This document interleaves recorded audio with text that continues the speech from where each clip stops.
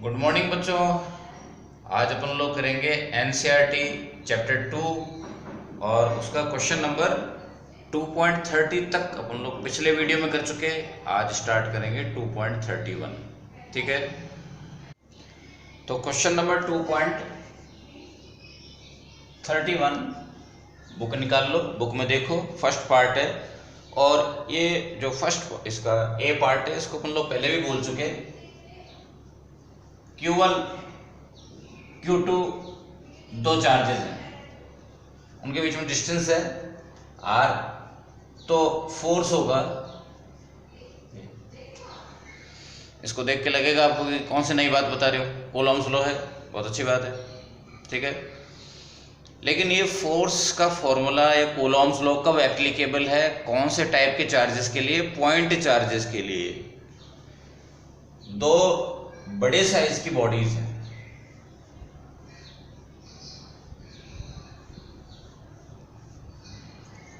दो बड़े साइज की बॉडीज हैं, चाहे वो बॉडी का शेप लीनियर है या वॉल्यूमिक है या सरफेस है, बड़े साइज की बॉडी है, पॉइंट साइज की नहीं है। तो इनके बीच में फोर्स को आप इस तरह से कैलकुलेट नहीं कर सकते। सबसे बड़ी प्रॉब्लम तो आपको डिस्टेंस की आ जाएगी कि इन दोनों के बीच में डिस्टेंस कौन से लोगे, इस पॉइंट से इस पॉइंट की लोगे या इस पॉइंट से उस पॉइंट तक की लोगे। डिस्टेंस का कोई अता पता ही नहीं है। ठीक है, तो ये नहीं कह रहा मैं कि इनके बीच में फोर्स निकालना ही पॉसिबल नहीं है, फोर्स का कैलकुलेशन इम्पॉसिबल नहीं बता रहा मैं। आप इसके अंदर ये पार्टिकल 1 और इसके पार्टिकल 2 के बीच में फोर्स कैलकुलेट कर लो, इसका पार्टिकल 3 और इसका पार्टिकल 4 के बीच में फोर्स पता कर लो और सारे के सारे फोर्सेस का वेक्टर सम निकाल लो, जो कि नियरली इम्पॉसिबल है। ठीक है, लेकिन यदि सब कुछ रेगुलर साइज का शेप का हो तो अपन ने किया भी है। ठीक है ना, तो वो इंटीग्रेशन के सहारा लेकर के करते हैं, अपन लोगों ने किया ना कभी कभी। लेकिन यहाँ पर जो ये क्वेश्चन ये बोलना चाह रहा है वो ये कि यदि ये बॉडीज जो लार्ज साइज की जो बॉडीज हैं यदि स्फेरिकल हैं और इस पर चार्ज Q1 है और इस पर चार्ज Q2 है, बॉडी कैसी साइज की है? लार्ज, और स्पेशल उसका शेप कैसा है? स्फेरिकल है, और इनके सेंटर्स के बीच में डिस्टेंस R है, तब फोर्स का formula same to same applicable हो जाएगा। ये बात मैंने आपको कई बार रिपीट करी है पिछले फर्स्ट चैप्टर के वीडियो में। क्या कि स्फेरिकल बॉडीज के लिए जो फॉर्मूले हैं, जो पॉइंट चार्ज के लिए जो फॉर्मूले हैं, चाहे फोर्स का है, चाहे इलेक्ट्रिक फील्ड का है, चाहे पोटेंशियल का है, तीनों के तीनों फॉर्मूले जो पॉइंट चार्ज के लिए हैं same to same spherical body के लिए बिल्कुल यूं के यूं एप्लीकेबल हैं। ठीक है, केवल स्फेरिकल शेप के लिए जो फॉर्मूला आपके पास हैं पॉइंट चार्ज के लिए, पॉइंट शेप के लिए, पॉइंट साइज के लिए, वो कि वही फॉर्मूला वेल एप्लीकेबल है स्फेरिकल शेप के लिए। क्यों? इसको प्रूव करना बड़ी लंबी बात है, तो आप ये समझो कि जो है स्फेरिकल बॉडी के लिए ये फॉर्मूला अलाउड है। लेकिन उसके अंदर मैं आगे बात कर रहा हूँ जो बुक में जिक्र नहीं है कि ये क्या, कि जब ये दोनों बॉडीज बहुत पास में होंगी तो एक दूसरे पर इंडक्शन की वजह से, यानी कि जो कुछ भी इनके ऊपर चार्ज है, सपोज इन पर पॉजिटिव चार्ज है, तो ये रिपेल, जैसे इनको करीब लाएंगे ये चार्ज रिपेल होकर के और थोड़ा सा दूर जाकर के हट के बैठेगा, यहां से हट करके और चार्ज दूर हो जाएगा। तो जब चार्जेस के बीच में डिस्टेंस जिसको आप बोल रहे हो x,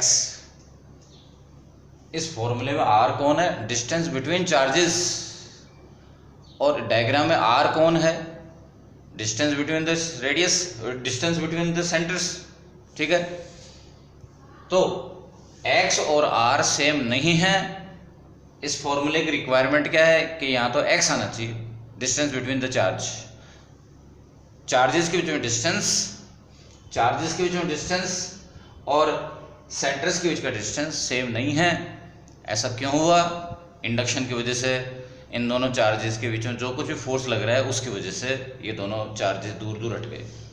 मतलब ये कह रहा हूँ कि ये एक दूसरे पर यदि इंडक्शन का इफेक्ट न करें तो एक्स और आर सेम होंगे, तब ये कूलॉम्स लॉ इस पर वेल एप्लीकेबल होगा, मज़े से एप्लीकेबल होगा। इंडक्शन कब होता है कब नहीं होता? मोस्टली जो नॉन कंडक्टर्स हैं जिनमें फ्री इलेक्ट्रॉन्स बिल्कुल भी नहीं है, उनमें इंडक्शन जो है ना काफ़ी कम क्वांटिटी में होता है, लेकिन कंडक्टर्स में इंडक्शन बड़ा ज़ोरदार होता है। यदि ये ऑब्जेक्ट कंडक्टर होते और काफ़ी क्लोज रखे होते तब ये फॉर्मूला बिल्कुल भी एप्लीकेबल नहीं होता। नेक्स्ट क्वेश्चन 2.31 का बी पार्ट के अंदर ये बोल रहा है कि एफ और आर का रिश्ता ऐसा है, कूलॉम्स लॉ में F proportional to R square होता है, और गॉस थ्योरम आपका ये कह रहा है, ठीक है। और ये आपने गॉस थ्योरम को डिराइव भी किया है, कूलॉम्स लॉ की हेल्प से आपने गॉस थ्योरम को डिराइव किया है, ठीक है ना। फर्स्ट चैप्टर के फर्स्ट जो चैप्टर है उसके वीडियोस में जाकर के देखो, डेरिवेशन ऑफ गॉस थ्योरम, उसके अंदर आपने इस फॉर्मूले को यूज़ किया और इसको डिराइव किया है। ये इनडायरेक्टली इस बात को बता रहा है, इस फॉर्मूले से इस फॉर्मूले को डिराइव करने में ये बात प्रूव हो रही है कि ये जो गॉस थ्योरम है वो केवल एप्लीकेबल है कब? जब फोर्स प्रोपोर्शनल टू 1/r² हो। F प्रोपोर्शनल टू 1/r² होता है तब उस पर्टिकुलर फोर्स की कैटेगरी अपन लोग क्या बोलते हैं? Inverse square law. यानी कि Gauss theorem is applicable only for those fields which are inverse which obey inverse square laws. जिनके फोर्सेस के फॉर्मूले में 1/r² आता है, कौन कौन है वो? मैग्नेटिज्म का है, जो भी आएगा पता पड़ जाएगा, और इलेक्ट्रोस्टैटिक फोर्स अभी चल रहा है इसमें भी 1/r² आता है, और ग्रेविटेशन का जो फोर्स है F = G(m1m2/r²), इसमें भी 1/r² आता है, ठीक है। तो जितने भी ये तीनों के तीनों जो है फील्ड्स हैं, फील्ड्स ऑफ फोर्स हैं, उनमें 1/r² आता है। जिन के फोर्स के फॉर्मूले में 1/r² आता है, गॉस थ्योरम केवल उसी में एप्लीकेबल है, ठीक है। 1/r क्वेश्चन बोल रहा है कि क्या यदि ऐसा होता तो क्या होता? फिर गॉस थ्योरम पॉसिबल नहीं था, ठीक है ना। सेकंड क्वेश्चन है C, third question is C. Question C है, ये भी अपना डिस्कस हो चुका, एक डाउट क्लास के अंदर हो चुका, फिर भी आप लोग सुनिए इस बात को। ये फील्ड लाइन है, ये फील्ड लाइंस हैं, इलेक्ट्रिक फील्ड लाइंस, ठीक है। और एक पॉजिटिव चार्ज है,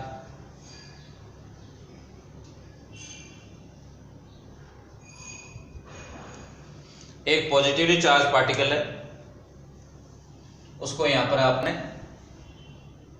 होल्ड कर रखा है, अभी रिलीज करेंगे। इस पर फोर्स की डायरेक्शन क्या होगी? तो ये फॉर्मूला आपको बता रहा है कि पॉजिटिव चार्ज पर फोर्स की डायरेक्शन सेम होती है। किसके सेम होती है? फील्ड की डायरेक्शन से सेम होती है। फील्ड की डायरेक्शन इधर है, ये किसकी डायरेक्शन है? फील्ड की डायरेक्शन। ये किसकी डायरेक्शन है? फोर्स की डायरेक्शन, ठीक है। फोर्स और फील्ड की डायरेक्शन सेम है, ठीक है। तो आप एक्सपेक्ट कर सकते हो कि जिस तरफ फोर्स लग रहा है, यदि इस पार्टिकल को मैं रिलीज कर दूं तो ये पार्टिकल फोर्स की डायरेक्शन में ही चलेगा। लेकिन आपकी ये बात गलत है। 11th क्लास के डायनेमिक्स में, ठीक है, अपन ने क्या पढ़ा है कि F = ma,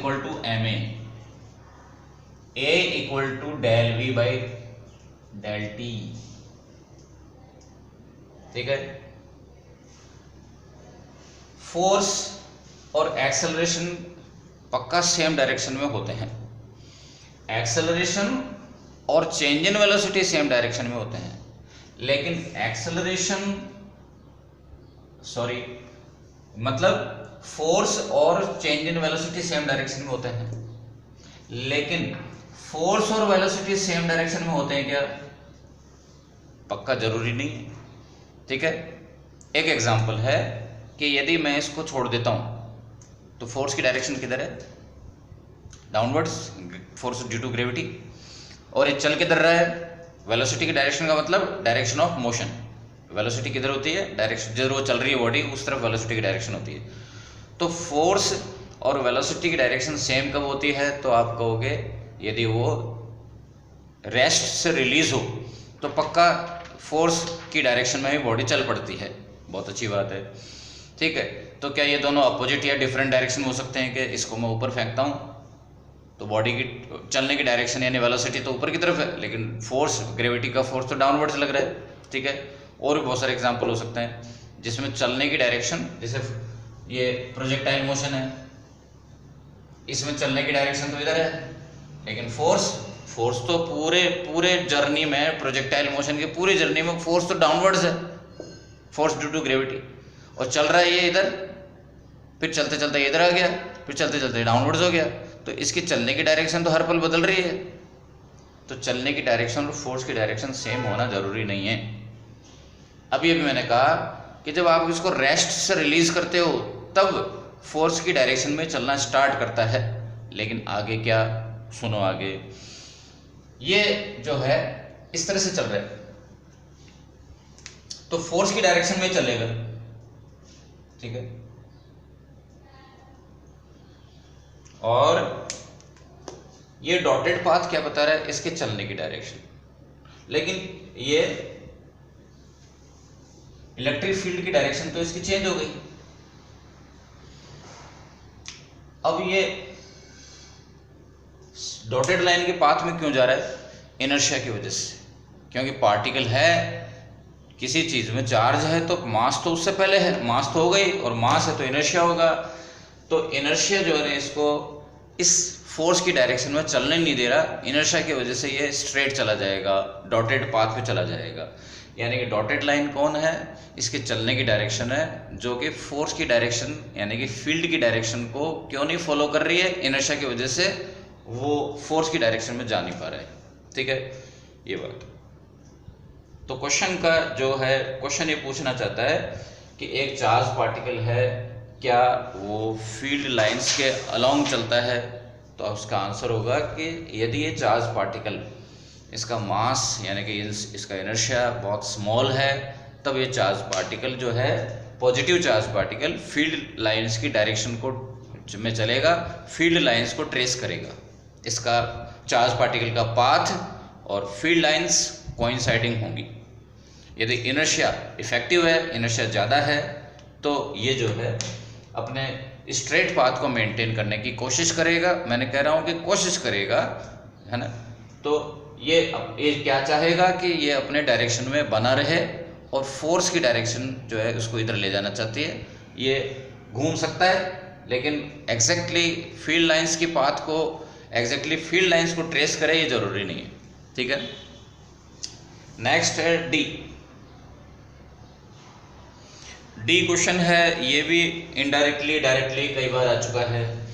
ये कह रहा है डी क्वेश्चन कि एक न्यूक्लियस है, इसने अपने अराउंड एक इलेक्ट्रिक फील्ड क्रिएट कर रखा है। इस इलेक्ट्रिक फील्ड में इलेक्ट्रॉन रिवॉल्व कर रहा है, और आप जानते हो कि इलेक्ट्रॉन सर्कुलर पाथ में रिवॉल्व करता है। ऐसा बोर ने माना है कि इलेक्ट्रॉन सर्कुलर पाथ में रिवॉल्व करता है, और सोमरफेल्ड और उसके बाद के साइंटिस्ट्स हैं, उन्होंने माना कि ये तो इलिप्टिकल पाथ में मूव करता है। इलेक्ट्रॉन का जो ऑर्बिट है, एटम के अंदर जो इलेक्ट्रॉन का ऑर्बिट है, वो इलिप्टिकल पाथ में होता है। अपने अपने में सोच है, ठीक है ना, जिसकी जैसी सोच। ओके,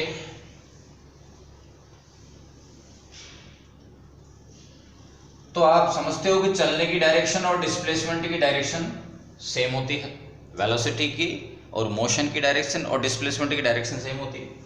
फोर्स की डायरेक्शन तो सेंट्रीपिटल है, फोर्स तो न्यूक्लियस की तरफ है, डिस्प्लेसमेंट और फोर्स परपेंडिकुलर है, तो फिर वर्क कितना होगा? वर्क नहीं होगा। सर्कुलर पाथ के अंदर ये तो अपने बिल्कुल क्या बोल सकते हैं इसको, ये तो बिल्कुल एस्टेब्लिश्ड ट्रूथ है कि centripetal force never does work. कभी भी सेंट्रीपिटल फोर्स वर्क नहीं कर सकता, क्योंकि सेंट्रीपिटल फोर्स तो पक्का डिस्प्लेसमेंट से यानी वेलोसिटी से यानी चलने की डायरेक्शन से परपेंडिकुलर होता है, ठीक है ना। इसलिए वो वर्क नहीं कर सकता, इसीलिए वो वेलोसिटी के मैग्नीट्यूड को यानी स्पीड को यानी काइनेटिक एनर्जी को चेंज नहीं कर सकता। सेंट्रीपिटल फोर्स कभी भी स्पीड को यानी कि काइनेटिक एनर्जी को चेंज नहीं कर सकता। Work done by centripetal force is always zero, ठीक है। क्यों? क्योंकि फोर्स और डिस्प्लेसमेंट परपेंडिकुलर होते हैं। क्यों? क्योंकि पाथ सर्कुलर है। यदि पाथ सर्कुलर नहीं होता, इलिप्टिकल होता, तब ये जो है ना यूं चलता चलता और वर्क होता, लेकिन एक पेच और आ गया, कहानी में ट्विस्ट आ गया, ठीक है। चलो मेरी बात तो पूरी कर देता हूं मैं। पॉइंट ए से बी या यहां से यहां जाने का वर्क कितना हो गया? ए से बी जाने में वर्क डन कितना हुआ? जीरो। हर कदम पे हर स्मॉल फ्रैक्शन का वर्क डन जीरो है। तो आप ये नहीं कह सकते कि यहां से यहां का वर्क कितना हुआ, ए यहां से यहां का वर्क कितना हुआ, एक सेमी सर्कल रिवॉल्व करने का वर्क कितना हुआ, जीरो ही होगा। एक छोटा सा कदम, छोटा सा 1 मिलीमीटर चलने का वर्क जीरो होगा। क्वेश्चन पूछ रहा है कि एक पूरा एक रिवॉल्यूशन करने का वर्क कितना होगा? जीरो होगा, ठीक है। कब? सर्कुलर पाथ में, ठीक है ना, सर्कुलर पाथ में है तो। लेकिन यदि पाथ इलिप्टिकल हुआ तो, यदि पाथ इलिप्टिकल हुआ तब ये दोनों परपेंडिकुलर नहीं रहेंगे। रास्ते में एक दो पॉइंट पर हो सकता है परपेंडिकुलर हो जाए, लेकिन मोस्टली पॉइंट्स पर ये दोनों परपेंडिकुलर नहीं रहेंगे। तब हर कदम पर वर्क डन जीरो होगा, ये जरूरी नहीं है, नॉन जीरो होगा, ठीक है। आप इसको ड्रॉ करके देख सकते हो। चलो इसको सेंटर में कर लेते हैं हम लोग। इस समय आपको दिख भी रहा होगा कि फोर्स और डिस्प्लेसमेंट दोनों परपेंडिकुलर नहीं है। क्यों नहीं है? क्योंकि पाथ इलिप्टिकल है। तो फिर क्या होगा कि इसके अंदर स्मॉल स्मॉल फ्रैक्शंस के जो वर्क हैं वो नॉन जीरो होंगे, लेकिन एक कंप्लीट सर्कुलर पाथ में, एक कंप्लीट रिवॉल्यूशन के अंदर यदि आप उन स्मॉल स्मॉल वर्क डन को कैलकुलेट करोगे तो उनका सम जीरो आएगा। मतलब अगेन अपनी बात वहीं आकर के एंड होती है कि एक क्लोज पाथ में वर्क डन जीरो होता है। कब? कंजर्वेटिव फील्ड में। और ये इलेक्ट्रोस्टैटिक फील्ड है। Electrostatic field is a conservative field, और कंजर्वेटिव फील्ड के अंदर एक सर्कुलर पाथ में वर्क डन जीरो होता है। फिर उसके बाद में पाथ का शेप कैसा भी हो, सर्कुलर हो, सॉरी मैं थोड़ा सा मिस्टेक कर गया, दोबारा बोलता हूँ। एक कंजर्वेटिव फील्ड में, कंजर्वेटिव फील्ड के एग्जांपल है इलेक्ट्रोस्टैटिक फील्ड, ग्रेविटेशनल फील्ड, ठीक है। कंजर्वेटिव फील्ड के अंदर एक क्लोज्ड पाथ में, मैं पहले सर्कुलर पाथ बोल गया था, एक क्लोज्ड पाथ में जिसका शेप कैसा भी हो वर्क डन जीरो होता है, ठीक है। Work done in a close path zero, ठीक है। Total work done in a close path is zero. किसमें? कंजर्वेटिव फील्ड में। फिर उसका शेप चाहे कैसा भी हो, इलिप्टिकल हो चाहे सर्कुलर हो, हमेशा जीरो होगा। लेकिन मैं ये कह रहा हूं कि पॉइंट ए से और बी तक जाने में वर्क डन जीरो होगा क्या? तो आप आराम से कहो नहीं।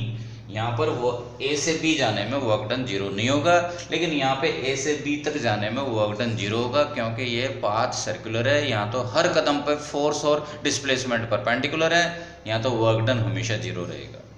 यहाँ पर वर्क डन नॉन जीरो है ए से बी जाने में। लेकिन कंप्लीट एक चक्कर काटो तो फिर पाथ का शेप कैसा भी हो, वर्क डन हमेशा हमेशा जीरो होगा। नेक्स्ट क्वेश्चन है,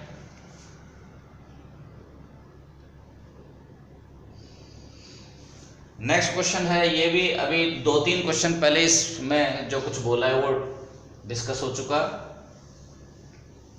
इलेक्ट्रिक फील्ड, यदि आपको कोई पूछे कि इलेक्ट्रिक फील्ड की डिसकंटिन्यूटी का कोई एग्जांपल दीजिए, डिसकंटिन्यूटी का मीनिंग समझ में आना चाहिए आपको। इलेक्ट्रिक फील्ड का वैल्यू अचानक से चेंज हो जाए, भले वो जीरो हो जाए, नॉन जीरो से अचानक से जीरो हो जाए, उसका एग्जाम्पल क्या है? ये इलेक्ट्रिक फील्ड है,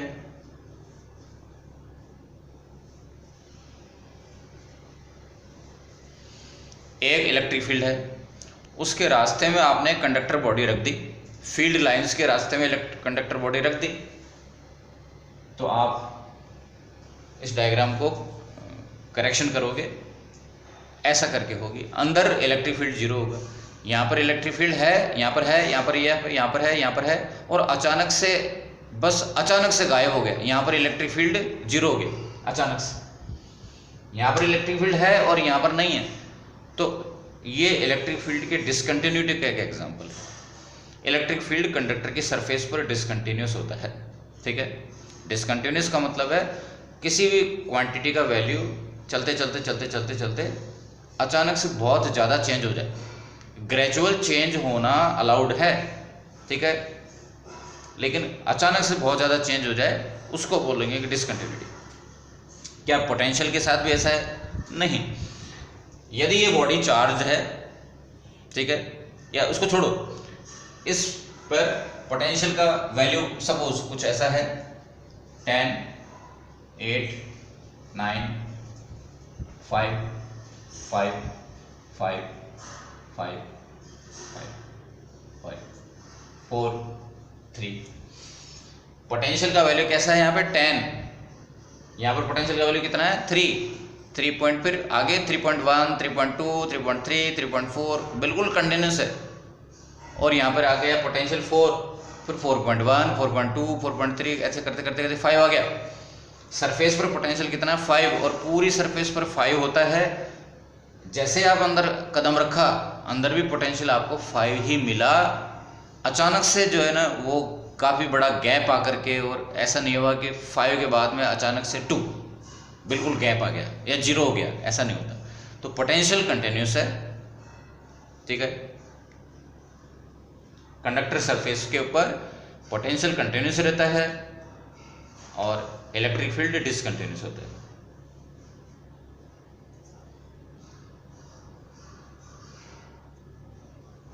ठीक है, नेक्स्ट क्वेश्चन करते हैं अपन लोग। 231 का एफ वाला क्वेश्चन है। ये बोल रहा है कि एक सिंगल कंडक्टर का जो कैपेसिटेंस है उसके बारे में आप कुछ बोलिए। तो आपको सबसे पहला सेंटेंस जो मुंह से निकलना चाहिए सिंगल कंडक्टर के कैपेसिटेंस के लिए कि बहुत स्मॉल होता है। ये बात अपन लोग कैपेसिटेंस का जो प्रिंसिपल, ये वाला जो टॉपिक था principle of principle of capacitor, उसमें से बोलते आते बात को समझते आ रहे हैं कि एक सिंगल ऑब्जेक्ट का, सिंगल बॉडी का, सिंगल कंडक्टर का कैपेसिटेंस बहुत बहुत कम होता है। तब ही तो अपन ने कैपेसिटर की बात करी। कैपेसिटर के अंदर 2 अपोजिटली चार्ज कंडक्टर्स होते हैं। दोनों अपोजिटली चार्ज कंडक्टर्स मिलकर के और एक कैपेसिटर बनाते हैं। उसका कैपेसिटेंस हजारों लाखों गुना ज़्यादा होता है एक सिंगल कैपेसिटर के, सिंगल ऑब्जेक्ट के कंपैरिजन में, ठीक है। और वो उसका कैपेसिटेंस इतना ज़्यादा क्यों हो जाता है, वो थियोरेटिकल पार्ट में जाकर के वीडियो देखो, नोट्स पढ़ो। उसके बाद नेक्स्ट क्वेश्चन है जी। इसके अंदर ये पूछा है कि एप्सिलॉन आर का वैल्यू वाटर के लिए 80 होता है और माइका के लिए होता है 6। माइका एक प्रकार का स्टोन है, पत्थर है, सिलिकॉन ऑक्साइड है, ठीक है। उसमें खास बात, बड़ा मज़ेदार बात यह है कि थोड़ा सा सेमी ट्रांसपेरेंट होता है, थोड़ा सेमी ट्रांसपेरेंट होता है और वो इतना फ्लेक्सिबल होता है कि इतना ज़्यादा मुड़ जाता है। वो इससे ज़्यादा मुड़ोगे तो वो फिर कुछ ब्रिटलनेस होती है उसमें। लेकिन आप सोचो कि सिलिकॉन ऑक्साइड यानी कि एक प्रकार का स्टोन है, पत्थर है, पत्थर मुड़ सकता है, हाँ। उसमें वो पत्थर जो है लेयर्स टाइप का होता है। और अपने राजस्थान के अंदर जो है ना बहुत ज़्यादा माइका मिट्टी के अंदर पाया जाता है। नदियों की मिट्टी के अंदर जो चमकीला जो कुछ भी एलिमेंट है वो माइका होता है और स्टोन और रॉक्स के फॉर्म में मिलता है ये माइका, ठीक है, पत्थर होता है। इसका डायलेक्ट्रिक क्वेश्चन ये पूछ रहा है कि वाटर का एप्सिलॉन आर का वैल्यू इतना ज़्यादा क्यों, ठीक है। किसी भी ऑर्डिनरी नॉन कंडक्टर का जो, तो नॉन कंडक्टर्स जो हैं इंसुलेटर्स, उनका एप्सिलॉन आर का वैल्यू स्मॉल हुआ करता है जैसे जैसे मटेरियल में, जैसे जैसे उस सब्सटेंस में, उस मीडियम में फ्री इलेक्ट्रॉन्स का नंबर या बढ़ता जाता है, ठीक है, उसका डाइलेक्ट्रिक कांस्टेंट बढ़ता जाता है। और एक और कारण है, और वो ये है कि ये एक सब्सटेंस है, यदि इसके पास में फ्री चार्ज है, जैसे कि फॉर एग्जांपल फ्री इलेक्ट्रॉन, जैसे कंडक्टर्स का एग्जांपल लें, तो कंडक्टर्स का एप्सिलॉन आर का वैल्यू कितना है, इनफाइनाइट है, ठीक है। तो फ्री चार्ज है या फ्री इलेक्ट्रॉन्स हैं किसी सब्सटेंस के पास, तो उसका एप्सिलॉन आर का वैल्यू होगा ज़बरदस्त। लेकिन फ्री इलेक्ट्रॉन या फ्री चार्ज नहीं है। लेकिन एक खास बात है उसके अंदर, उसके पार्टिकल्स पोलराइज्ड हैं, उसके पार्टिकल्स डाइपोल्स हैं, ठीक है, जैसा कि वाटर में होता है। वाटर में क्या होता है, वाटर मॉलिक्यूल में डॉटेड लाइन के नीचे वाला हिस्सा पॉजिटिव चार्ज है, हाइड्रोजन की वजह से, और डॉटेड लाइन के उस तरफ वाला हिस्सा यानी कि ऑक्सीजन जो है वो नेगेटिव चार्ज है, अपने 2 एक्स्ट्रा इलेक्ट्रॉन्स की वजह से, केमिस्ट्री के लैंग्वेज में क्या बोलते हैं वो, लोन पेयर की वजह से। तो H2O का जो मॉलिक्यूल है उसका एक एंड नेगेटिव और एक एंड पॉजिटिव चार्ज है, यानी कि इसका मॉलिक्यूल जो है पोलराइज्ड होता है, पोलर होता है, ये पोलर मटेरियल की कैटेगरी में है। इसलिए जब इसको एक्सटर्नल फील्ड में पुट करते हैं तो इसके अंदर जो टोटल डाइपोल मोमेंट है, वो dipole moment, summation of dipole moment बहुत स्ट्रॉन्ग जनरेट हो जाता है। इसकी वजह से इसके अंदर बहुत जोरदार तगड़ा डाइपोल डाइलेक्ट्रिक पोलराइजेशन इसमें जनरेट हो जाता है, ठीक है। और dipole polarisation, strong polarisation generate होने की वजह से इसकी इलेक्ट्रिकल ससेप्टिबिलिटी ज़्यादा होती है, और इस वजह से इसका एप्सिलॉन आर का वैल्यू ज़्यादा होता है, क्योंकि इनके बीच में रिलेशन है।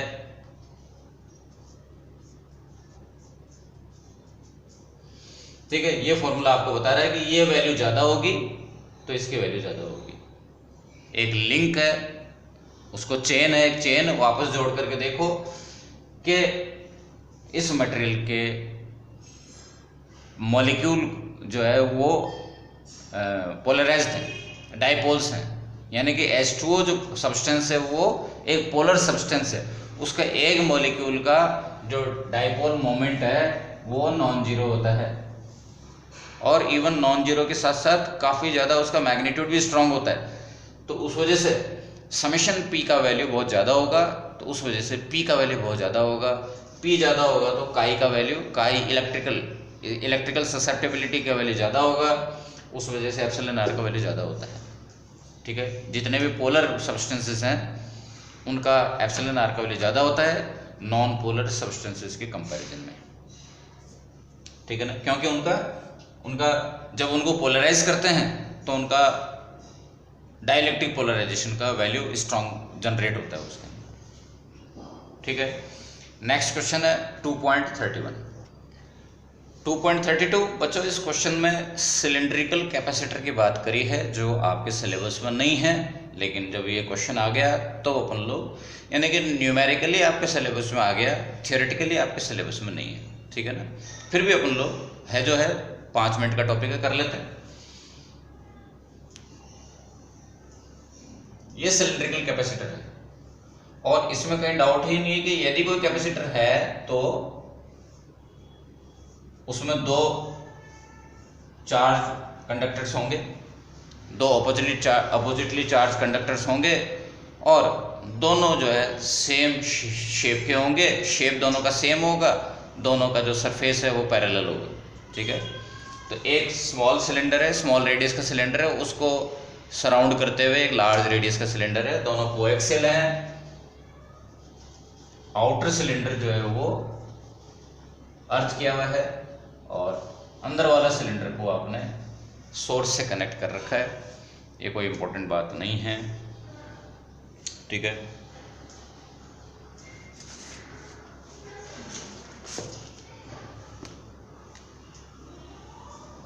और चार्ज की पोजीशन क्या है?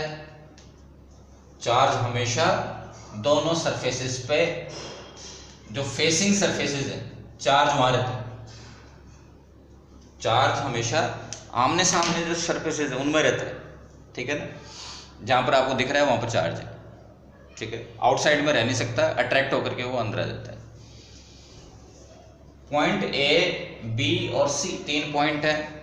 इन पर अपन लोग पहले भी डिस्कस कर चुके। पॉइंट सी पर इलेक्ट्रिक फील्ड दो हैं। ये नेगेटिव चार्ज की वजह से इलेक्ट्रिक फील्ड और ये पॉजिटिव चार्ज की वजह से इलेक्ट्रिक फील्ड। ये एरो किधर जा रहा है? पॉजिटिव चार्ज से अवे, और रेड वाला एरो किधर जा रहा है? नेगेटिव चार्ज के पास की तरफ आ रहा है, ठीक है। दोनों के फील्ड इक्वल होंगे, अपोजिट होंगे और कैंसिल आउट हो जाएंगे। पॉइंट सी पर फील्ड 0 होगा। ये बात अपने को पहले से मालूम है कि कैपेसिटर के आउटसाइड पॉइंट्स पर फील्ड 0 होता है। पॉइंट ए पर दोनों, पॉइंट ए कहाँ पर है? दोनों सिलेंडर्स के इनसाइड है, यहाँ पर कोई फील्ड नहीं होगा। पॉइंट ए पर भी फील्ड नहीं होगा। बच गया कौन सी जगह? दोनों चार्ज सरफेसेस के बीच वाली जगह, वहाँ पर फील्ड है, वहीं एनर्जी भरी हुई है, सारा खेल ही वहीं पर ही है।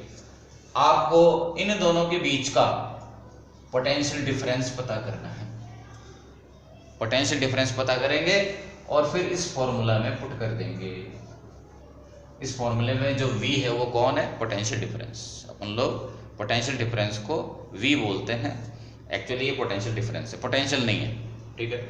और वैसे भी यहाँ पर पोटेंशियल और पोटेंशियल डिफरेंस एक ही बात है। क्यों? कब मैं कह रहा हूं कि डेल V कब V1 के इक्वल हो जाएगा? जब V2 0 हो जाएगा। तो इस वाले जो आउटर कंडक्टर है उसका तो पोटेंशियल अपन ने 0 कर रखा है, अर्थ करके। अर्थिंग का पोटेंशियल 0 होता है, ठीक है। तो इसका पोटेंशियल माइनस इसका potential equal to potential difference. खैर छोड़ो, अपना काम है पोटेंशियल डिफरेंस पता करना, और पोटेंशियल डिफरेंस का फॉर्मूला है ये, ठीक है। इसे माइनस भी आता है। पोटेंशियल डिफरेंस का फॉर्मूला है माइनस EDR। ये अपने आप में एक फंडामेंटल फॉर्मूला है। ये अपने आप में एक ऐसी मशीन है, एक ऐसा आपके पास में टूल है जिस मशीन के अंदर कैपिटल E का वैल्यू डालो और ये मशीन डेल V का वैल्यू दे देगी। और कैपिटल E का वैल्यू आपको मालूम है 2K λ/R। फिर ये मत कहना कि ये तो वायर के लिए है। स्ट्रेट सिलेंडर है, वो अपने आउटसाइड पॉइंट्स के लिए, ये पॉइंट कहाँ पर है? इस छोटे वाले सिलेंडर से बाहर है ये पॉइंट। तो एक स्ट्रेट सिलेंडर है, वो अपने आउटसाइड पॉइंट्स के लिए वायर की तरह से ही बिहेव करता है। 2K λ/R, 2K λ कांस्टेंट बाहर आ गया, और पीछे बच गया कौन? 1/R। 1/R का इंटीग्रेशन होता है log R, ठीक है। और फिर इंटीग्रेशन करने के बाद अपने को याद आती हैं लिमिट्स, ठीक है। लिमिट्स है R1 से R2। फिर आगे -2K λ log R2 minus log R1, ठीक है। Final limit minus initial limit. R1 R2 क्या है? ये इसकी रेडियस,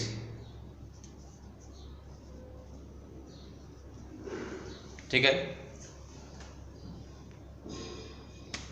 R1 से R2 तक जाना था आपको, हायर पोटेंशियल से लोअर पोटेंशियल पे जाना था। ये थोड़ी सी मिस्टेक तो चलती है,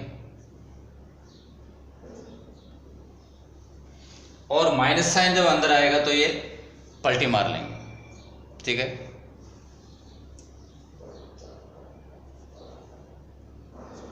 ये माइनस है, ठीक है। उसके बाद log A minus log B, log की प्रॉपर्टी होती है, ठीक है, तो क्या आएगा, पोटेंशियल डिफरेंस का value 2k lambda log R2 upon R1। ये आपका बड़ा अचीवमेंट है कि आपने पोटेंशियल डिफरेंस निकाल लिया, जिसको मैं V बोल रहा हूँ। पोटेंशियल डिफरेंस को V से रिप्रेजेंट कर देते हैं, ठीक है। उसके बाद में इसको V का वैल्यू यहाँ डाल दो और फिर देखो खेल क्या होता है। 2k का वैल्यू कितना है, 1/4 पाई एप्सिलॉन, ठीक है।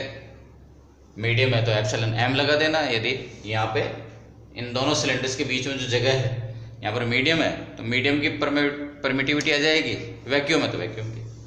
लैम्डा क्या होता है, charge upon length into log R2 upon R1। ये फॉर्मूला आपके सामने, और Q और Q कैंसिल होना ही था।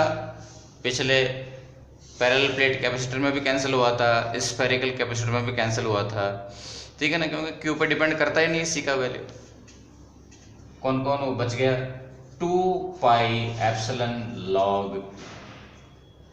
R2 upon R1 divided by, sorry गलती हो गई, L upon log R2 upon R1। और ये याद रखो कि यहाँ पर लॉग का जो बेस है वो E है, जो एक रेशनल नंबर है 2.7 उसका वैल्यू होता है, और आपको बेस को 10 में कन्वर्ट करना है तो आप 2.303 से मल्टीप्लाई किया करते हो, और ये है आपका कैपेसिटेंस का formula, electrical capacitance of cylindrical capacitor, ठीक है। कुछ खास नहीं है इसके अंदर। ये जो फॉर्मूला है ये तो सबको मालूम है, relation between potential difference and field. उसमें फील्ड का वैल्यू आपने रेडीमेड ही पुट किया है 2k लैम्डा अपॉन r, और फिर मैथमेटिक्स है, अलजेब्रा इंटीग्रेशन है, कैलकुलेट करते हुए आगे वैल्यू पुट कर दिया आगे, ठीक है। इसमें भी वही बात है जो बाकियों में थी कि C का वैल्यू डिपेंड करता है एक तो परमिटिविटी पर, यानी कि मीडियम के परमिटिविटी पर, और दूसरा साइज पर, ठीक है। तो ये बात, ठीक है। और एक और बात है कि ये जो है R1 R2, इनका डिफरेंस जितना कम होगा, दोनों सरफेसेस के बीच में जो गैप है वो जितना कम होगा, कैपेसिटेंस उतना ही ज़्यादा होगा। तो R1 R2 जितने क्लोज होंगे, ये जो ब्रैकेट है इसका वैल्यू 1 के उतना ही करीब होगा। और आप समझते हो कि log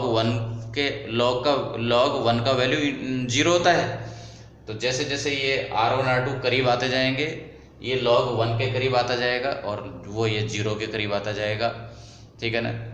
और वैसे वैसे C का वैल्यू इनफाइनाइट यानी कि लार्ज होता जाएगा। अपना काम हो गया। क्वेश्चन के अंदर डेटा पुट करना है, मैं आपको डेटा गाइड कर देता हूँ। L का वैल्यू पुट करना है 15 सेंटीमीटर यानी 0.15 मीटर। R1 R2 की वैल्यू पुट करनी है 1.4 एंड 1.5 सेंटीमीटर, ठीक है। ऐसा करके C का वैल्यू आ जाएगा। आपको इसमें Q का वैल्यू भी गिवन है, ठीक है ना।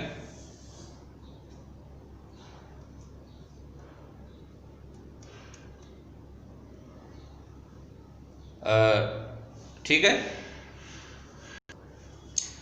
तो आपको इस डेटा से C का वैल्यू निकाल लोगे, और पोटेंशियल डिफरेंस Q का वैल्यू गिवन है आपको 3.5 माइक्रोकूलम। Q का वैल्यू गिवन 3.5 माइक्रोकूलम, और C का वैल्यू यहाँ से आ जाएगा। उससे आप पोटेंशियल डिफरेंस कैलकुलेट कर लोगे। इन दोनों का पोटेंशियल डिफरेंस आ गया, ठीक है ना। Potential difference equal to V2 minus V1। इसका पोटेंशियल कितना है V1, इसका पोटेंशियल कितना है V2। और यदि आपने आउटर सिलेंडर को अर्थ किया हुआ है तो इसका वैल्यू हो गया 0, इसका वैल्यू आपका यहाँ से आ रहा है, ठीक है ना, यही है ये। और V2 का वैल्यू आपको पता करना है, मतलब जो डेल वी का वैल्यू है वही V2 का वैल्यू होगा, क्योंकि V1 का वैल्यू तो 0 है, क्योंकि V1 जो है वो अर्थ किया हुआ है, आउटर सिलेंडर को आपने अर्थ किया हुआ है, अर्थ का पोटेंशियल 0 होता है। नेक्स्ट क्वेश्चन पे जाते हैं बच्चों। इस क्वेश्चन में 2.33 में एक पैरेलल प्लेट कैपेसिटर की बात करिए, तुरंत आपके माइंड में ये आएगा। इसका आपको प्लेट्स का एरिया पता करना है, A equal to question mark. ये आपको आइडेंटिफाई करना बहुत जरूरी होता है कि पता क्या करना है। एप्सिलॉन नॉट का वैल्यू आपको मालूम है 8.85 10⁻⁻12 यूनिट। एप्सिलॉन आर का वैल्यू है 3। सी का वैल्यू कितना है 50 पिकोफैरेड। तो बड़ा आसान सा लग रहा है, बस एक ही चीज तो पता नहीं है आपके पास, डी। चलिए जी, डी भी पता हो गया, हो जाएगा इससे। ये क्या है, the available voltage, this is the available potential difference. कितना है क्वेश्चन में दे रखा है 1 kV, 1000 वोल्ट, ठीक है ना। K4 किलो, किलो का मतलब 1000। तो ये वो वोल्टेज है जो कैपेसिटर के ऊपर अवेलेबल है, ठीक है ना। इलेक्ट्रिक फील्ड कितना अलाउड है, जो अलाउेबल या जो अलाउड इलेक्ट्रिक फील्ड है उसको कर लो। अभी पिछले क्वेश्चन में भी कर रहे थे, पिछले वीडियो में एक क्वेश्चन आया था जिसमें बात कर रहे थे ब्रेकडाउन वोल्टेज की और डाइलेक्ट्रिक स्ट्रेंथ की। जो इस आपके एनसीईआरटी के क्वेश्चन में भी उसको एक्सप्लेन किया हुआ है कि डाइलेक्ट्रिक स्ट्रेंथ क्या होता है, इलेक्ट्रिक फील्ड का मैक्सिमम वैल्यू जहाँ तक वो जो मटेरियल है वो उसको विथस्टैंड कर सके, वहाँ तक वो नॉन कंडक्टर बना रहे। उसके बाद में फ्री इलेक्ट्रॉन्स का ब्रेकडाउन चालू हो जाता है और वो मटेरियल कंडक्ट करने लग जाता है, उसमें से करंट फ्लो होने लग जाती है और हीट प्रोड्यूस होकर के और वो मटेरियल जल जाता है, ठीक है। खैर, तो वो इलेक्ट्रिक फील्ड का वैल्यू कितना है वो आपको पता करना है। जो डेटा आपको गिवन है, इलेक्ट्रिक फील्ड डाइलेक्ट्रिक स्ट्रेंथ का वैल्यू आपको गिवन है 10⁻7 वोल्ट पर मीटर। मतलब 10⁻7 वोल्ट के ऊपर इलेक्ट्रिक फील्ड यदि क्रिएट कर दोगे उस कैपेसिटर में ये सोर्स लगा करके, तो क्या होगा कि वो फ्यूज हो जाएगा, वो डैमेज हो जाएगा कैपेसिटर।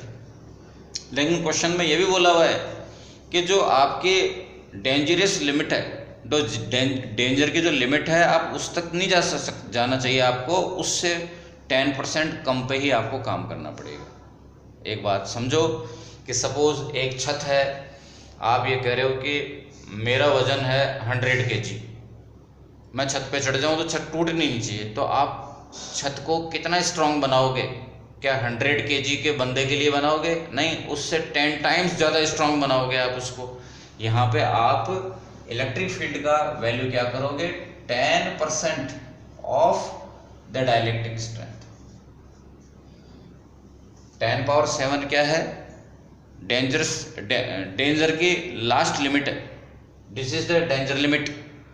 आपको अपने कैपेसिटर में इलेक्ट्रिक फील्ड उसका 10% ही रखना है, डेंजर लिमिट से 10% कम, ठीक है ना। ये बात कितना आएगा वो 10⁻6, तो इसका वैल्यू कितना आएगा 10⁻6। इलेक्ट्रिक फील्ड का वैल्यू कितना है 10⁻6।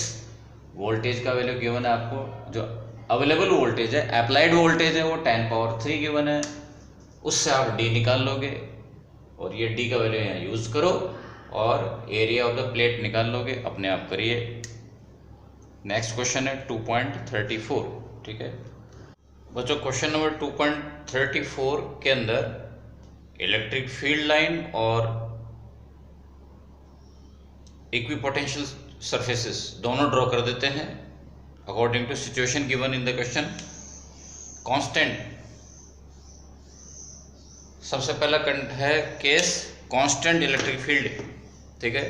कांस्टेंट इलेक्ट्रिक फील्ड में इलेक्ट्रिक फील्ड लाइंस होती हैं। इलेक्ट्रिक फील्ड लाइंस के लिए क्वेश्चन में बोला नहीं है, लेकिन अपन लोग वैसे कर रहे हैं।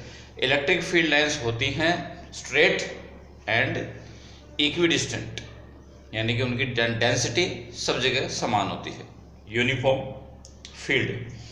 और इक्विपोटेंशियल सरफेसेस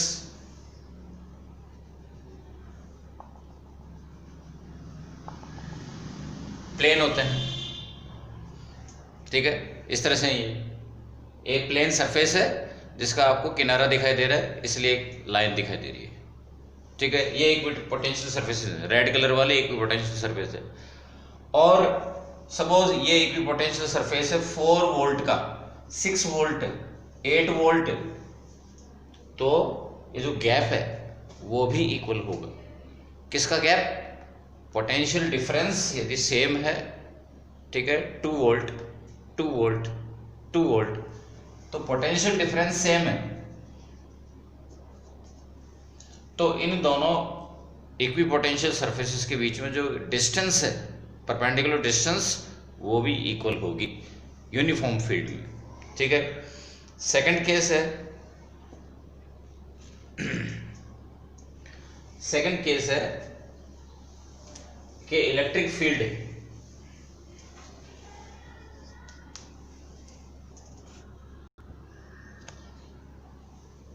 बी वाला केस है, उसमें से कह रहा है कि इधर जैसे जैसे बढ़ते जा रहे हैं इलेक्ट्रिक फील्ड सपोज इंक्रीज होते जा रहे हैं, डायरेक्शन कांस्टेंट है, मैग्नीट्यूड इंक्रीज हो रहा है, इलेक्ट्रिक फील्ड का मैग्नीट्यूड इंक्रीज हो रहा है सपोज। तो डायरेक्शन कांस्टेंट है तो इक्विपोटेंशियल सरफेस कैसे होंगे? प्लेन होंगे, ठीक है। सपोज ये 10 वोल्ट का इक्विपोटेंशियल सरफेस है, 20 का है, 30 का, 40 का, इन दोनों के बीच में डिफरेंस ऑफ पोटेंशियल कितना है? इनके बीच में पोटेंशियल डिफरेंस कितना है? सेम है, 10 वोल्ट पोटेंशियल डिफरेंस। तो E और डेल आर के बीच में रिलेशन कैसा है? इनवर्स। डेल आर क्या है? इक्विपोटेंशियल सरफेसेस के बीच में डिस्टेंस।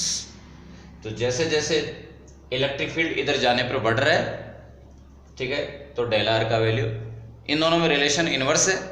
इलेक्ट्रिक फील्ड का स्ट्रेंथ बढ़ रहा है तो डेल आर का वैल्यू डिक्रीज होगा, यानी कि ये जो इक्विपोटेंशियल सरफेसेस हैं ये यहाँ पर रेयरर हैं, यहाँ पर डेंसर होंगे। जहाँ पर फील्ड ज़्यादा वहाँ पर इक्विपोटेंशियल सरफेसेस का डेंसिटी ज़्यादा होगी। ये अपन ने प्रॉपर्टी में पढ़ा था। सी वाला जो केस है बच्चों, सिंगल पॉजिटिव चार्ज का electric field equipotential surfaces concentric circles होते हैं, स्फेयर्स होते हैं, और इलेक्ट्रिक फील्ड लाइंस रेडियल होती हैं। यदि पॉजिटिव है तो रेडियली आउटवर्ड होती है, यदि नेगेटिव चार्ज है तो रेडियली इनवर्ड होती हैं, और इक्विपोटेंशियल सरफेसेस स्फेरिकल होते हैं, ठीक है। डी वाला जो केस है उसमें इसके डायग्राम को इमेजिन करें।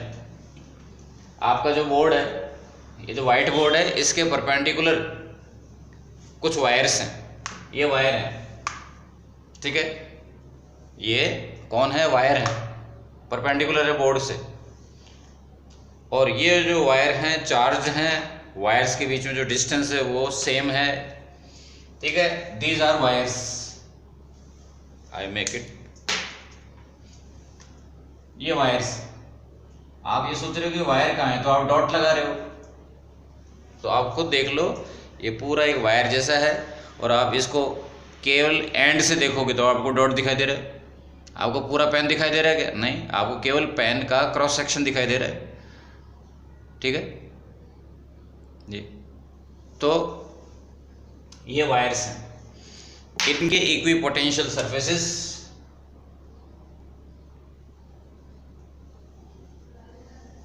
कुछ इस प्रकार के होंगे। जो दूर वाले हैं इक्विपोटेंशियल सरफेसेस वो कंपैरेटिवली फ्लैटर, ज़्यादा फ्लैटर होंगे, और ये कुछ इस नेचर के होंगे। और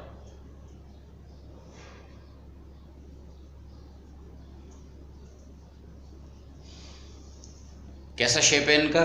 इन वाले का शेप कैसा है? सिलिंड्रिकल है, ठीक है, ओवल शेप, ओवल सिलिंड्रिकल है, ओवल क्रॉस सेक्शन का सिलेंडर है ये। और ये जो है इस तरह से ऐसा एक पोटेंशियल सरफेस हो इधर भी, ठीक है।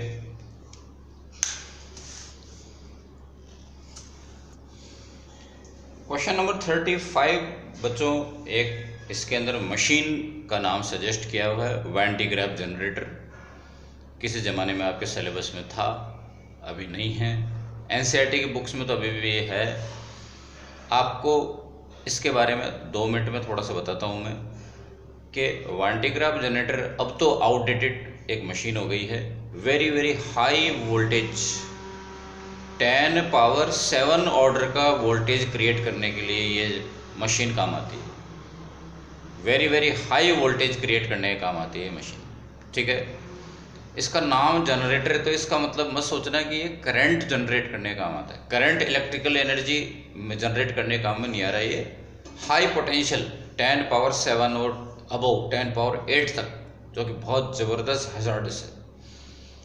सिंपल एयर तक में करंट आ जाता है, ठीक है ना, इतने हाई वोल्टेज। एयर में तो 10 पावर 6 वोल्ट पर ही करंट आ जाता है। ये तो उससे भी 100 टाइम्स ज़्यादा वोल्टेज पैदा कर सकता है।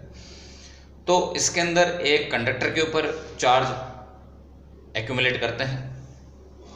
पोटेंशियल का फॉर्मूला होता है KQ/R। सपोज वो कंडक्टर स्फेयर है, ठीक है ना, अपन लोग एकमात्र फॉर्मूला जानते हैं और कोई फॉर्मूला नहीं जानते।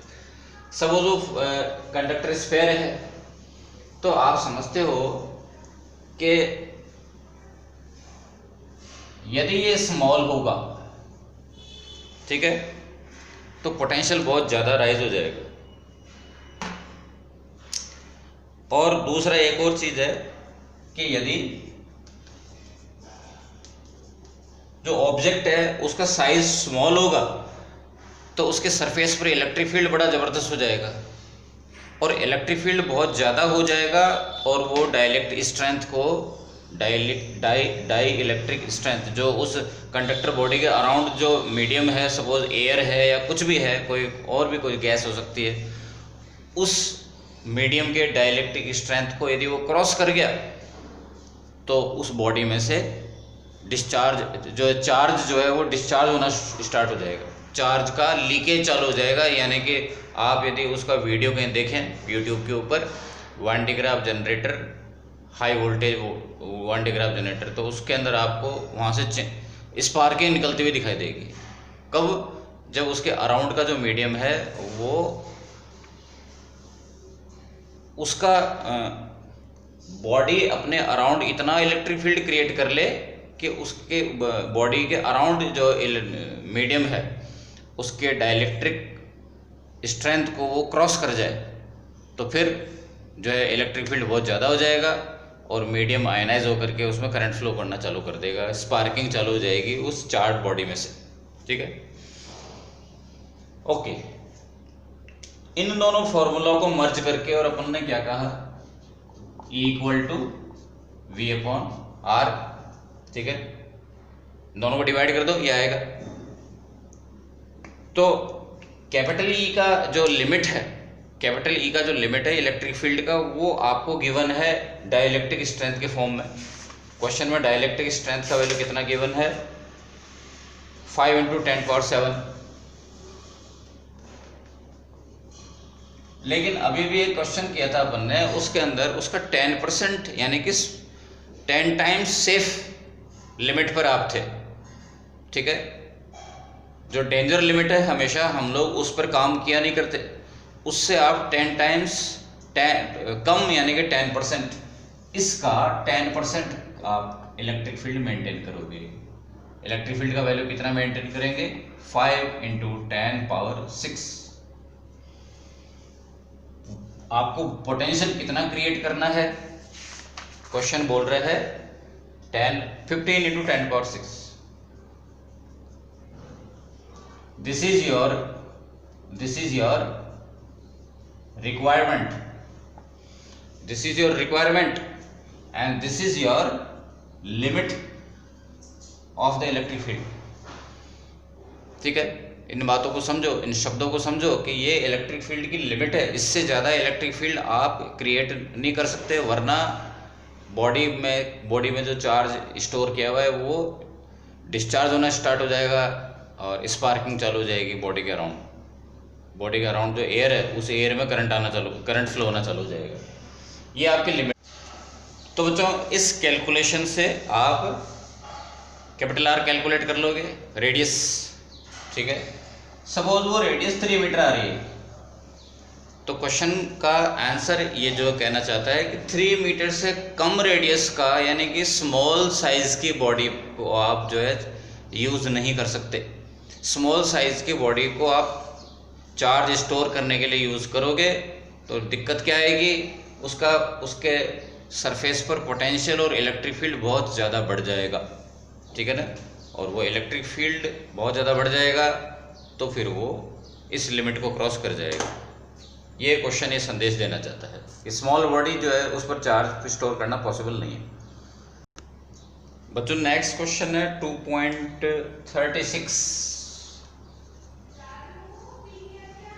ये बोल रहा है क्वेश्चन कि आपके पास 2 स्फीयर हैं। अगेन क्वेश्चन के लैंग्वेज में छेड़छाड़ करने की आदत है मेरी। इनका स्फेरिकल होना ज़रूरी नहीं है। इस क्वेश्चन में जो कॉन्सेप्ट आपके माइंड में ये डाल रहा है उसके लिए इस सरफेसेस का स्फेरिकल होना ज़रूरी नहीं है, ठीक है। एक बॉडी के अंदर दूसरी बॉडी घुसी हुई है, ठीक है। एक बॉडी को दूसरी बॉडी ने सराउंड कर रखा है। इसके ऊपर चार्ज Q1 है, दूसरी वाली बॉडी पर चार्ज Q2 है, ठीक है। बोलिए, मेरा क्वेश्चन ये है कि आपके पास 2 पॉइंट हैं, A एंड B दिख रहे हैं, ठीक है। इन दोनों पॉइंटों में पोटेंशियल पता करते हैं, ठीक है। पॉइंट A पर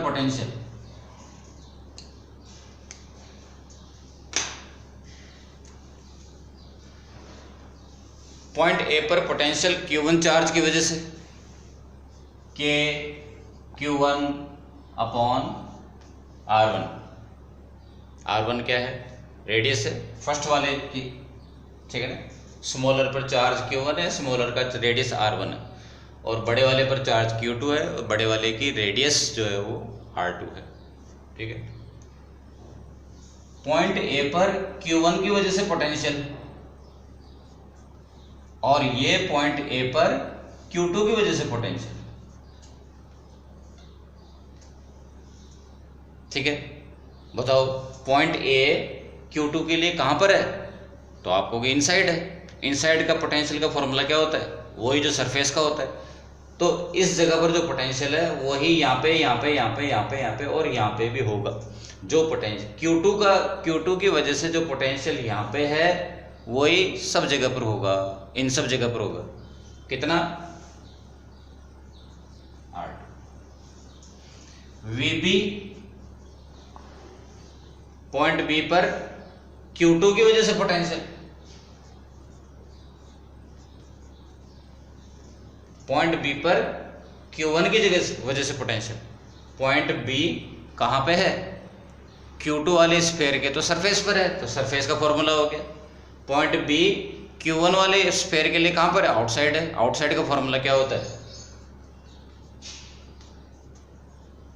K Q R, small r। Q1 की वजह से है पोटेंशियल तो Q1 आ गया। R क्या, सेंटर से पॉइंट तक की डिस्टेंस, वो कितनी है, ये कितनी है, R2। स्मॉल r की वैल्यू R2 है। इन दोनों को कंपैरिजन करो, ठीक है। तो आप देख रहे हो ये तो सेम है, कंपैरिजन कर रहे हैं कौन ज़्यादा है कौन कम है, ठीक है। और बहुत इंटरेस्टिंग क्वेश्चन है और इसका जो फैक्ट है, इसके पीछे जो आएगा फैक्ट वो बहुत इंटरेस्टिंग है। तो कंपैरिजन कर रहे हैं तो ये तो सेम है, हटा दो इसको, तो हटा दो एक बार के लिए, ठीक है ना। मैं ये नहीं कह रहा कि रिमूव हो गया, कंपैरिजन में हट गया। R1 R2 Q1 सेम है। अब असली टक्कर किसके बीच में है, R1 R2। बताओ R1 कैसा है, कम है, तो VA जीत गया। यहां पर लिख लेते हैं अपने काम की बात।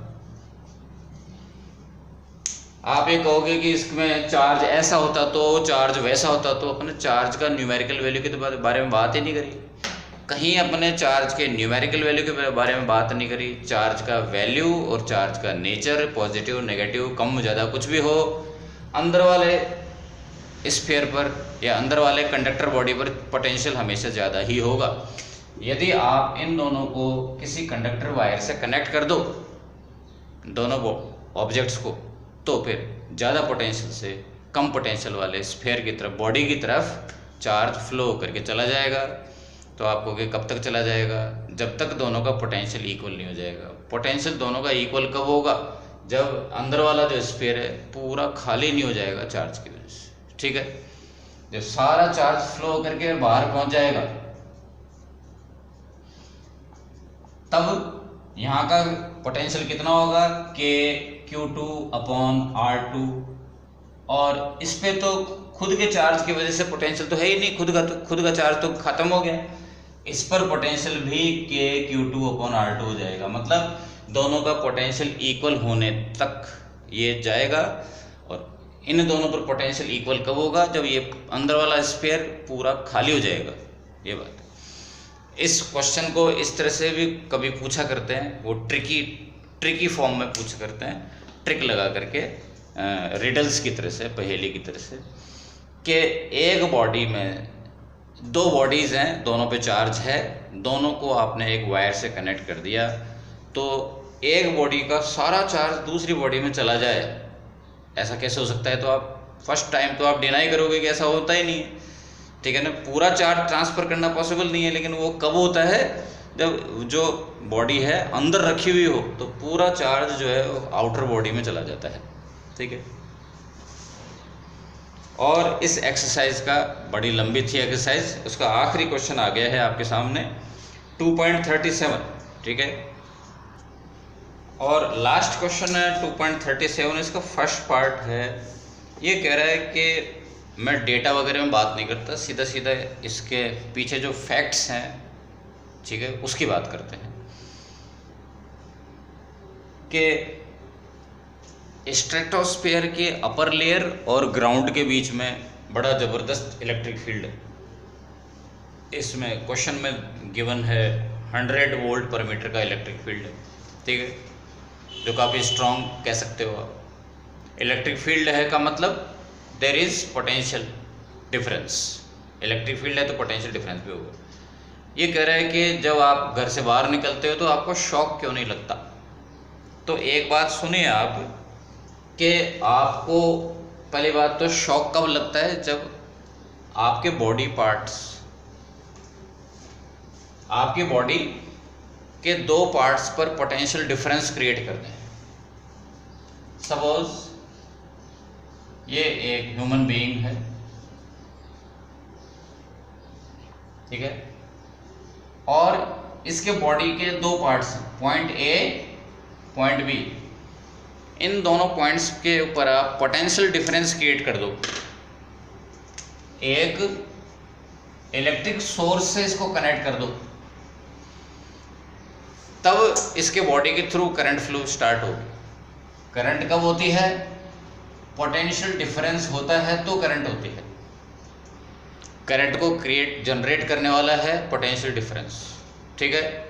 और करंट होगी तो शॉक का सेंसेशन होगा, उसको इलेक्ट्रिक शॉक का सेंसेशन होगा, ठीक है। हाई पोटेंशियल से काम नहीं चलता है। इस पॉइंट पे पोटेंशियल है सपोज 10 पावर 3, तो आप कहोगे 1000, हाँ, और इस पॉइंट पर है पोटेंशियल 10 पावर 3 वोल्ट, तो पोटेंशियल डिफरेंस कितना हुआ? 0।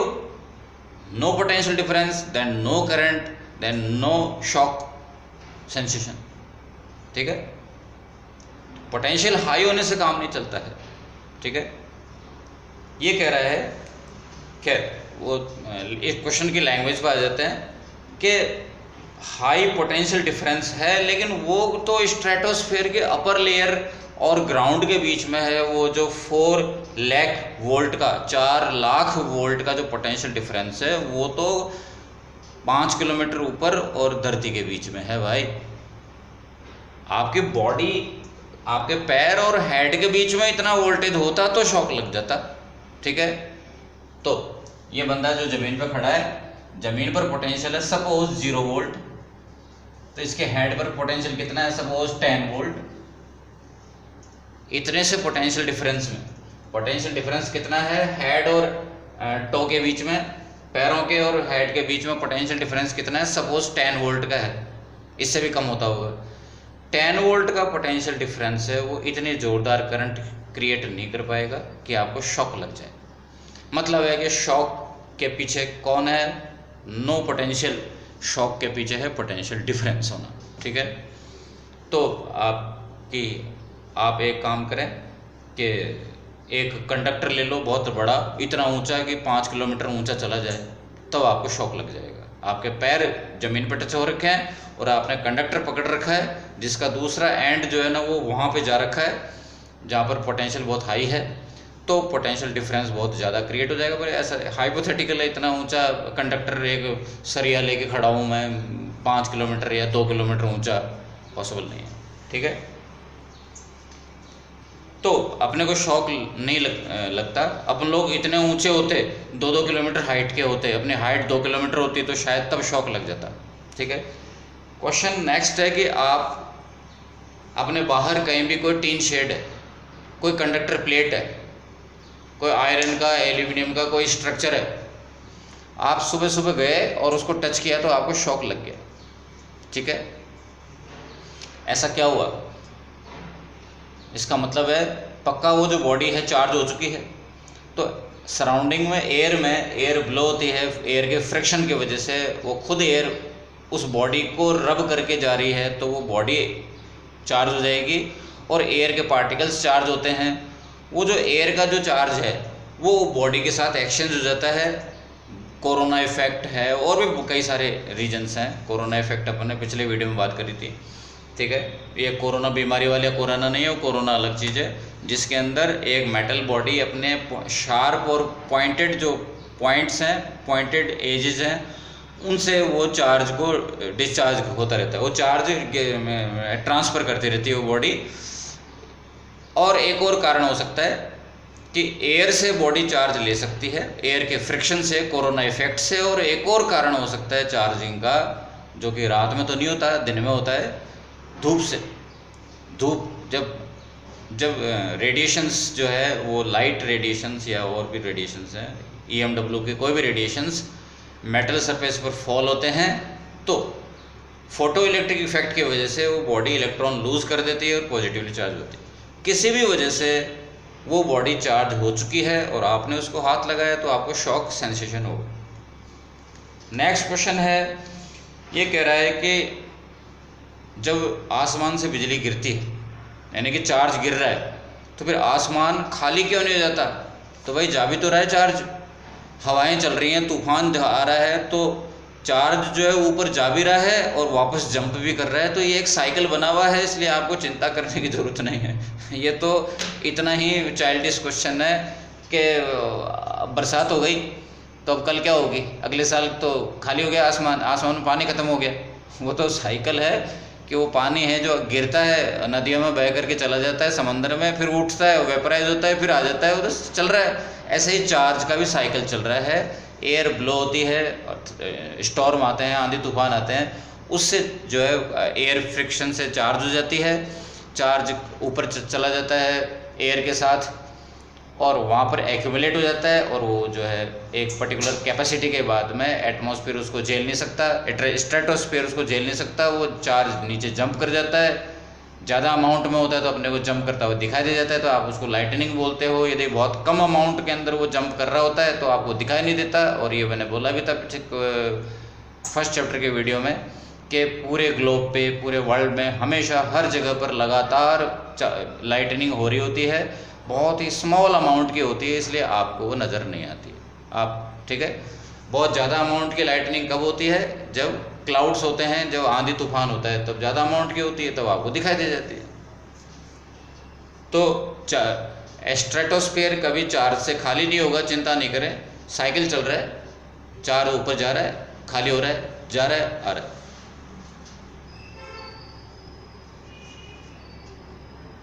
नेक्स्ट और बिल्कुल आखिरी क्वेश्चन है, और मैं थोड़ा सा इसको पढ़ लेता हूँ। इलेक्ट्रिकल, ये तो कोई ख़ास मज़ेदार क्वेश्चन नहीं था। आखिरी क्वेश्चन है भाई लोग, वो ये कि ये जो बिजली गिरती है, लाइटनिंग होती है, इतनी ज़बरदस्त एनर्जी है, वो आई कहाँ से? चार्ज के पास एनर्जी होती है, ठीक है। एक चार्ज कैपेसिटर के पास वो चार्ज है तो आप हाफ CV² बोल दोगे, और यदि इलेक्ट्रिक फील्ड के वो चार्ज ने इलेक्ट्रिक फील्ड क्रिएट कर लिया तो इलेक्ट्रिक फील्ड का यूनिट वॉल्यूम का जो एनर्जी है वो हाफ एप्सिलॉन नॉट E²। मतलब है कि चार्ज है तो एनर्जी है, ठीक है। वो एनर्जी कहाँ चली जाती है जब बिजली कड़कती है तो, ठीक है। तो वो तो लाइट में साउंड और धमाके की आवाज़ होती है, एटमॉस्फेयर जो है ना जहाँ से वो चार्ज रन कर रहा होता है उस पाथ का जो एटमॉस्फेयर है वो आयोनाइज हो जाता है, ठीक है ना। उस आयोनाइजेशन की ही आवाज़ आती है, वो कड़कड़ाहट की, तो साउंड और लाइट में कन्वर्ट हो जाती है वो, ठीक है ना, एनर्जी। ये आपका चैप्टर 2 के अनसॉल्व्ड न्यूमेरिकल्स थे। सॉल्व्ड अनसॉल्व्ड सारे ख़त्म हो गए, ठीक है। तो अभी के लिए बाय बाय, जयराम जी की नमस्कार।